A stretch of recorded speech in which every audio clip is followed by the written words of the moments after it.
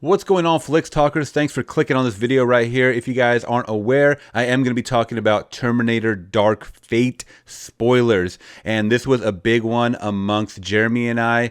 Please click the video up here. I'm going to leave a little card, or I'll even leave it in the description below if you guys want to check out our non-spoiler and spoiler review on Terminator Dark Fate. Now, without further ado, let's talk Edward Furlong's involvement in Terminator Dark Fate, the 6th film right here in this one, directed by Mr. Tim Miller, produced by James Cameron, who did the second one, T2, guys, which is a gem amongst Terminator fans. I mean, if you didn't like the other movies, you definitely like the second one and the first one. And anyway, San Diego Comic-Con back in July, guys, Mr. James Cameron did announce right here. James Cameron reveals that Edward Furlong will return as John Connor. Not a maybe. He will return. So we got so pumped up because the first we had heard of this, guys, we had stills from Linda Hamilton as Sarah Connor coming back. We had Arnold Schwarzenegger coming back as the T-800. So now we completed the circle, guys, of Terminator fandom by including Edward Furlong in the new film. Awesome, right? Not so much, because we actually saw the film and he was killed off in the beginning of the movie. Not only that, guys, it was not grown-up Edward Furlong. We had a age of 10, 11, 12, whatever you want to call it, in that realm of after T2, so in like 1992, 1993-ish.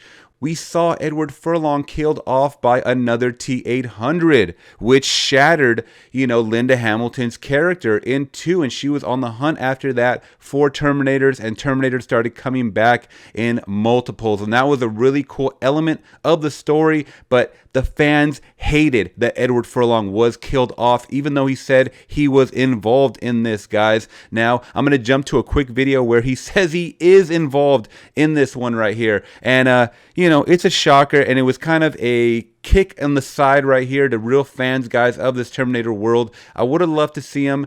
I don't really understand why, and we'll get confirmation at the end of this video from Mr. James Cameron on why he did this. I know I asked you this, you may not be able to talk about it at all. Yeah. A lot of people are talking about Terminator Dark Fate. I don't know, if you can't answer any questions, I completely understand. But as soon as James Cameron announced your name to be part of the new cast and stuff of the new film, yeah, people were going crazy online. And people were even asking me, because I talked to you recently, and I'm like, I don't know. But is there anything you can tell us about it? Well, I signed a contract, so I can't say anything. I can say, though, that it's a very, very small part. I'm in it for a very short amount of time. But is it something you think the fans will be like, oh shit, or is it? I hope so. I hope so. I mean, because we're all excited for it, for you to make like the big old, comeback to the Terminator franchise, because we all wanted you to be in part 3, and it did, things happen and stuff. But yeah. I mean, I can't really say much, man. But I'm grateful to be back.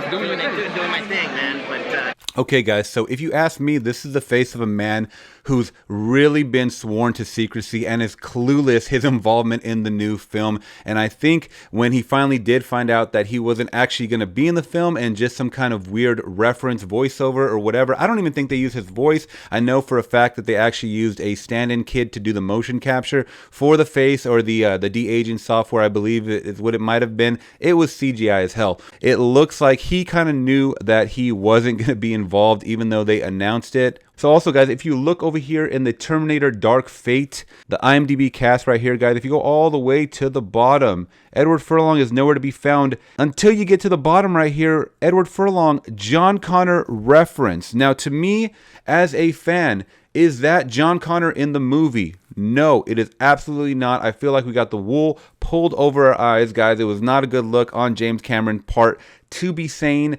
information like that. I felt like it was just a cash grab, not only to just throw the T-800 in there and change the whole story up so much, but to say that Edward Furlong was going to be in this film when he was absolutely nowhere in this film, guys. If he was, let me know in the comments below. Where was he in the film?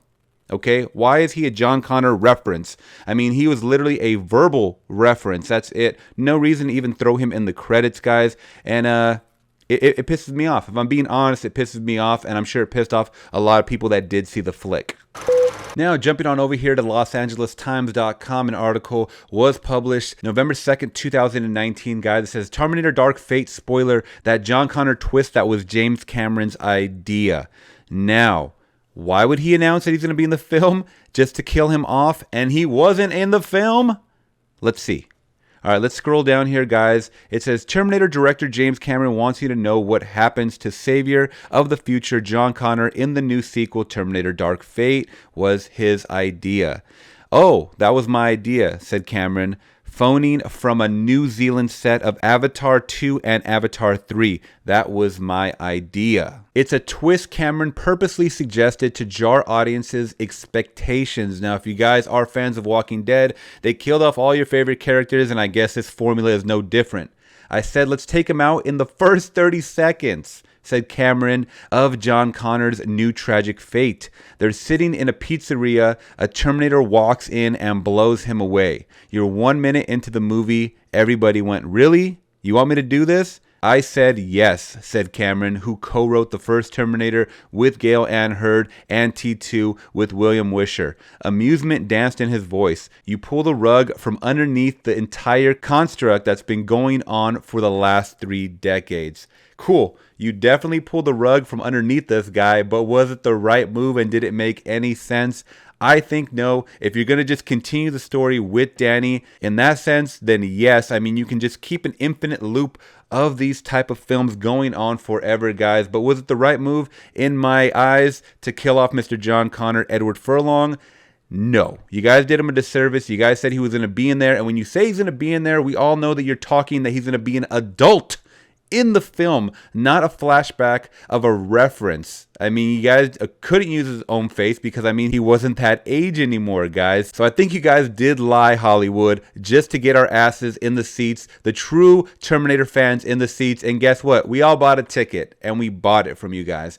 But anyways, what do you guys think about Edward Furlong not physically being in the movie? Physically, not a reference. Physically being in Terminator Dark Fate. Let me know in the comments below, guys. I'm really interested in hearing your thoughts. I mean, this is what we think. We thought it was such a shitty move and a shitty play and a shitty tactic for a decent movie. It wasn't even that great of a movie, but yeah. Anyways, guys, if you did like this video, please give it a thumbs up. Make sure you guys are commenting and hit that subscribe button to always get alerted about content like this. Thank you guys so much. Till next time, I'm gone.